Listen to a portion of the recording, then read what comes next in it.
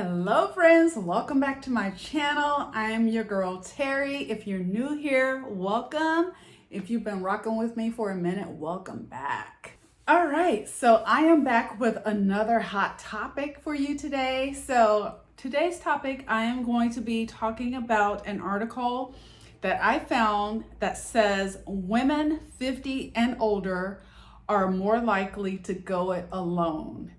And if you watch my previous video, I was talking about the whole women who are 50 and older choosing not to cohabitate with men, and in some cases not to get married and to have companionship, partnership with a man, but live separate, apart but together, something like that. How did it go? Living apart but together, which I thought was a very interesting read.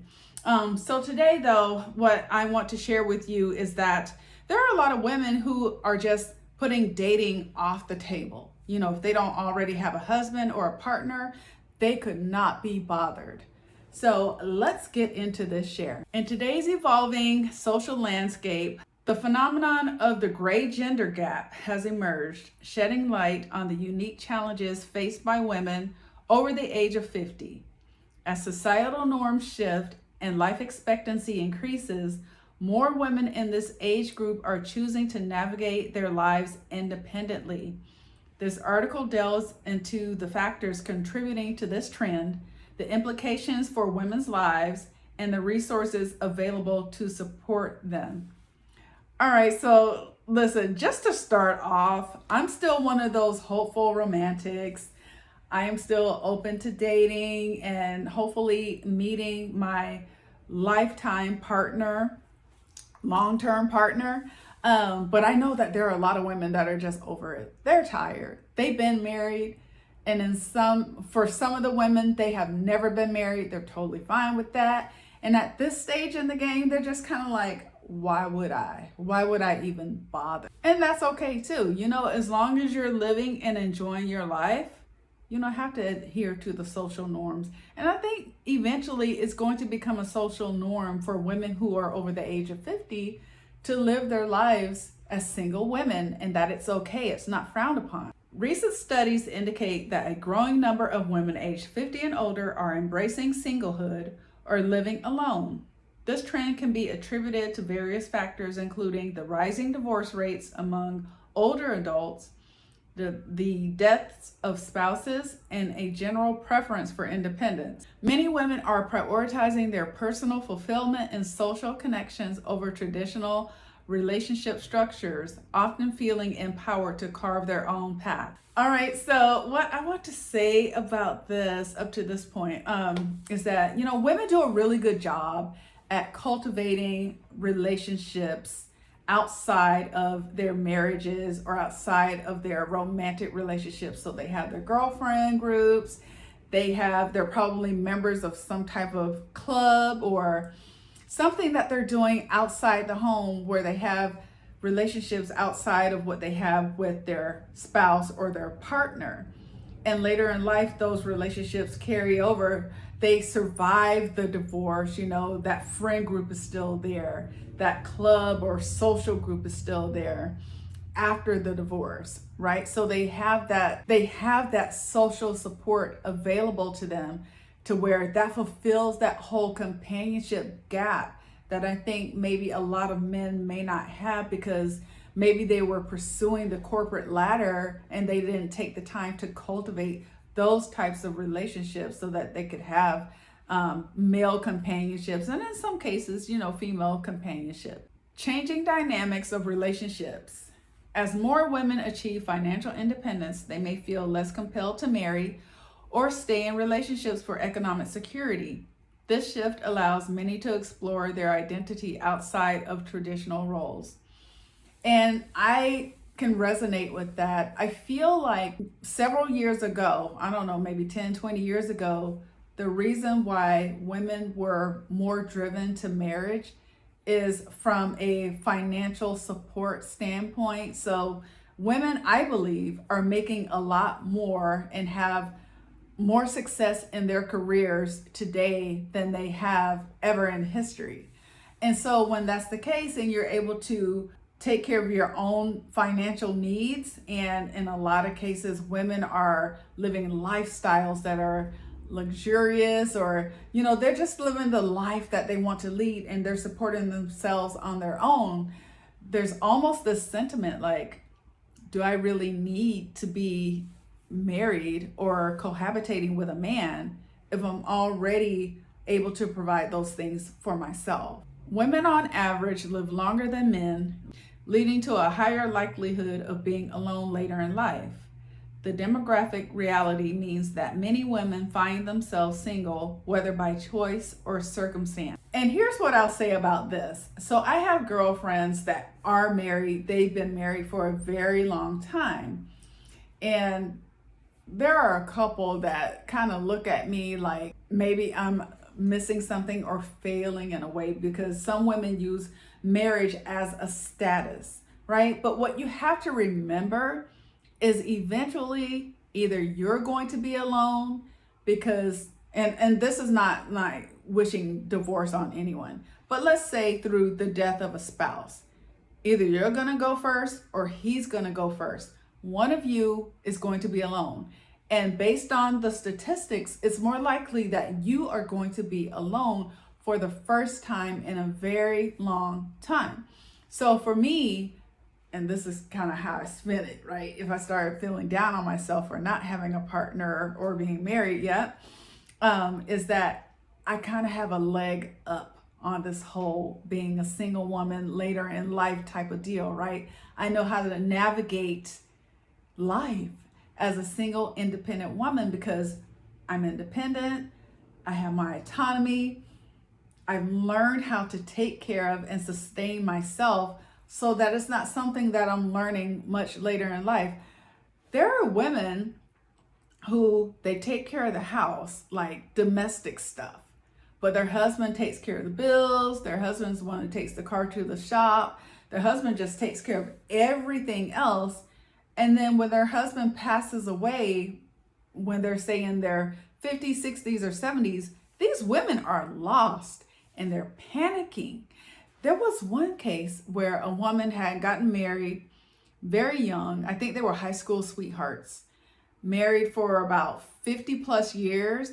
And when he passed away, she learned that they were broke because he took care of all the financial planning, everything that had to do with finances. He took care of it. She took care of the domestic responsibilities. She found out that he had taken out second mortgages, sunk money into a failing business, only for her to have to file bankruptcy after he passed away. So it's being married later in life is not a silver bullet, right? If you're hoping that's going to be like your safety net when it comes to finances, that is not always the case. So back to what I was saying. Life expectancy, women do typically live longer than their spouses, than their male spouses.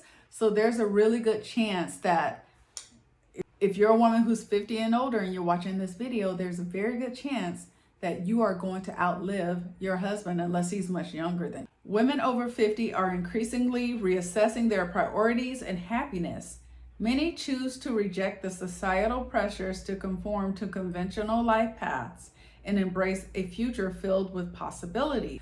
Yeah, and again, so reevaluating your life choices. So there was a time in my late 40s where I was really chomping at the bit to meet someone and get married. I'm not chomping at the bit, and I think again because I was adhering to those traditional social norms, I've since relaxed on that. And I feel really good about that. Matter of fact, I've sworn off dating for the rest of this year so that I can just focus on myself. And I'm really excited for that. But as part of focusing on myself, reevaluating, what do I want my latter years to look like? Does it include a spouse or a partner? Or does it just include having great friends, great relationships, and enjoying my life? And so I was happy to see that it's something that is normal for us women who are 50 and older, that we are starting to reevaluate our life choices, and maybe we're coming back with, hey, being single, independent, and maintaining my autonomy is not so bad in this stage of my life. Whereas in previous years, I'm pretty sure that was not. While the gray gender gap may initially seem daunting, it presents unique opportunities for women. Embracing independence allows for personal growth, exploration, and self discovery. Women 50 and older can take this time to pursue passions, develop hobbies, and build meaningful relationships with friends and family. Yeah, so I agree with that, to be honest with you, because again, I think a lot of times women lose themselves in their spouses and or their children. Sometimes in worst cases at the neglect of their other family members and certainly friends. And so when you maintain your autonomy or opt for not having a relationship later in life, your time is your own and you choose to allocate that to the people that you want to and not feel like you're neglecting your spouse. Moreover, solo living often leads to a stronger sense of community. Many women join clubs, volunteer, and participate in local activities, creating support networks that enrich their lives. The communal aspect fosters resilience and provides an emotional safety net. Yeah, so again, your time is your own. And so if you want to go out and volunteer 16 to 20 hours a month to some type of organization, to your church or whatever, you can do that. And you don't have to feel guilty for it. If you want to join a book club, a sewing club, a hiking club, or whatever it is, again, your time is your own. And then in participating in these external activities, you're building relationships with other people. While independence can be empowering, financial stability remains a pressing concern for many women in this demographic. Women often face significant disparities in earnings and retirement savings compared to their male counterparts due to the gender pay gap and the time spent out of the workforce for caregiving. It is essential for women over 50 to actively pursue financial literacy, seek advice, and plan for their retirement to ensure a secure future. Okay, so again, it's talking about the financial considerations that you need to take into account if you're deciding to live on your own, not remarry, not be in a partnership with someone. Because I know some women who, because their husbands, again, took care of most of the financial planning, he's set, right, for his retirement. And I think because that dependence was there that the woman placed on the man to handle all of that, she didn't educate herself. She's not financially literate. She doesn't know how to manage and grow her retirement. And so those are some of the things that I want to talk about on this channel, because I know that I am not the only woman who could stand to learn more about financial literacy. And so I'm hoping that as I grow and as I learn more about these things, that you'll tune in so that you will learn and educate yourself on these things as well. But I think that financial considerations should not be a driver as to whether or not you want to be in a relationship with someone. Because I did meet a man who is, I think he was pretty close to 70, late 60s. And what he told me is that a lot of the women that he meets are either broke and they're looking for a man that they can latch on to for financial support, or they have so much money and they're so financially independent that they have almost like this fear of cohabitating and partnering with a man later in life. I think I'd rather be on the latter end. I don't want to be fearful though, but I do want to be educated enough and in a financial position, and I'm pretty good now, right? But I could stand to be better in a financial position to where if I am cohabitating or married to someone, worst case scenario, things don't work out, then I'm not left financially destitute because I didn't have that financial literacy or I wasn't taking care of my financial wellness. the way that I should. To help navigate these changes, numerous organizations and resources cater to the needs of older women. Financial planning services, community support groups, and educational programs are increasingly recognizing the unique challenges faced by this demographic. Online platforms and social media provide additional avenues for connection and support, enabling women to share experiences and advice. So I love that. I love that there are resources for support because they recognize that women who are 50 and older, we have shared experiences, right? And for whatever reason, we're not as financially literate as our male counterparts.